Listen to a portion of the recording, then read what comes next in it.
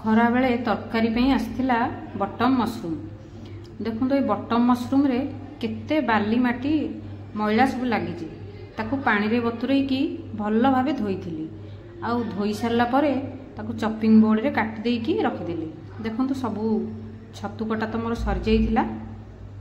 तापरे कड़ई रे अल्प पानी दे हलदी लुण गोलैकी ताकू घोड़े देइथिली आउ ताकू गोटे जाली की छाणी देइथिली।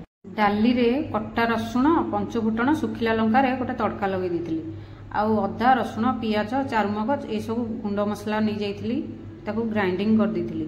छतु भाजिकी तो रखी देइथिली आउ डाली रे तड़का पकई ताकू फुटई देइथिली। हेई जाइथिला मोर डाली मुग डाली। तापरे मसला कषि देइथिली। मसला कषि सारा पर छतु आउ आलू ताकू पकई देली। तापरे गरम पानी देई 5 मिनिट फुटई देली। हेई जाइथिला मोर छतु तरकारी। ये छतु तरकारी टिके चारुमगज देकी कले बहुत टेस्टी लगे। आपण चाहिए क्रीम भी पकई पारे। मो पाखे तो क्रीम नथिला मु केवल चारुमगज पाटी आउ घोड़े देइथिली। हेई जाइथिला मोर तरकारी। रोसई सईला बेलू हेलाणी दिन 3टा। देखंतु खाइबारे कौन कौन करथिली आउ तो किछि करबाकू टाइम पाइ नथिली। उषुना भात रसुण बघरा मुग डाली आउ सालाड आउ तरकारी बस यही सब जिनस। पतिदेव को जोरे भोक तांकू खाइबाकू देई आउ मु खाइबा नहीं जाइथिली। देखंतु ई थिला मोर खाइबा।